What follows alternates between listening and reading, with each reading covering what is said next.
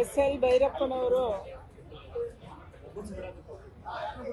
ಒಬ್ಬ ರಾಷ್ಟ್ರವಾದಿ ಚಿಂತನೆಯ ಲೇಖಕ.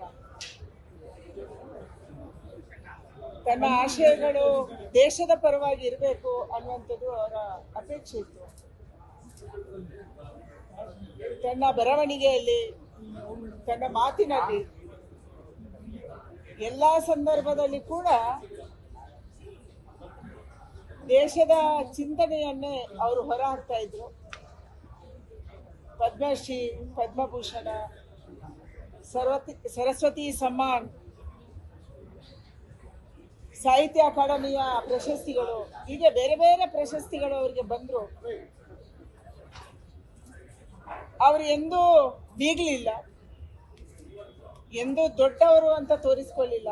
ಒಬ್ಬ ಜನಸಾಮಾನ್ಯರ ಹಾಗೆ ಬದುಕಿದ್ರು. ಅಂತ ಒಬ್ಬ ಚಿಂತಕನನ್ನ ನಮ್ಮ ರಾಜ್ಯ ಕಳ್ಕೊಂಡಿದೆ. ಕನ್ನಡ ಸಾಹಿತ್ಯ ಲೋಕಕ್ಕೆ ತುಂಬಲಾರದ ನಷ್ಟ ಆಗಿದೆ. ಖಂಡಿತ ಅವರ ಕುಟುಂಬ ವರ್ಗದವರಿಗೆ ಈ ನೋವನ್ನು ಭರಿಸುವಂತ ಶಕ್ತಿ ಕೊಡಿ. ಅವರ ಪ್ರೇರಣೆ, ಅವರ ಇಚ್ಛೆ ದೇಶಭಕ್ತಿಯದ್ದಾಗಿತ್ತು.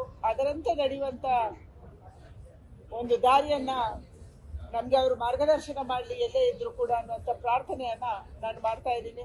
ಅವರಿಗೆ ತುಂಬ ಹೃದಯದ ಶ್ರದ್ಧಾಂಜಲಿಯನ್ನ ಸಲ್ಲಿಸ್ತಾ ಇದ್ದೀನಿ.